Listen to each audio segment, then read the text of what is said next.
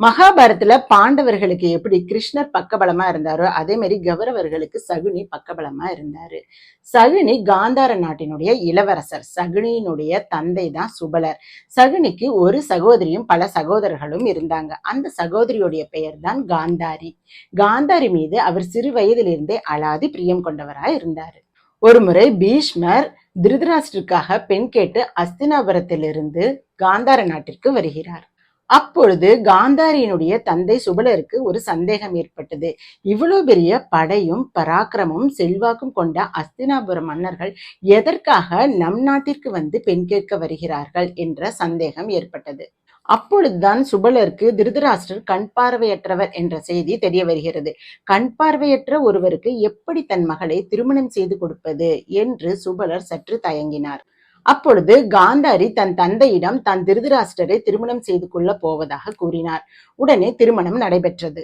தன் கணவர் பார்க்காத இந்த உலகத்தை தானும் பார்க்க போவதில்லை என்று உறுதியெடுத்தார். திருமணமான அன்றே காந்தாரி தன் கணவர் கண் பார்வையற்றவர் என்பதனால் தானும் கண்களை கட்டிக்கொண்டார். தன் கணவர் பார்த்திடாத இந்த உலகத்தை தானும் பார்க்க போவதில்லை என்று உறுதியெடுத்தார்.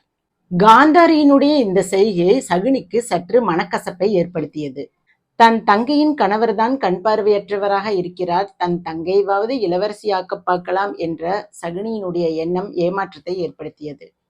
காந்தார நாட்டின் இளவரசரான சகுனி தன் பதவியை துறந்து தன் பொறுப்புகள் அத்தனையும் தன் தந்தையிடமும் சகோதரரிடமும் விட்டுவிட்டு தன் தங்கைக்காக அஸ்தினாபுரத்திலேயே தங்கிவிட்டார்.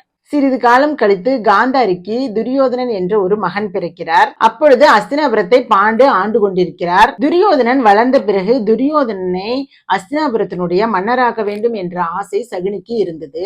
அப்பொழுதுதான் பாண்டவர்களும் நாட்டிற்குள் வருகிறார்கள். அங்கு அஸ்தினாபுரத்திற்கு யாரை மன்னராக்குவது என்ற குழப்பம் ஏற்பட்டது. அப்பொழுது திருதராஷ்டிரர் நாட்டை இரண்டாக பிரிக்கிறார்.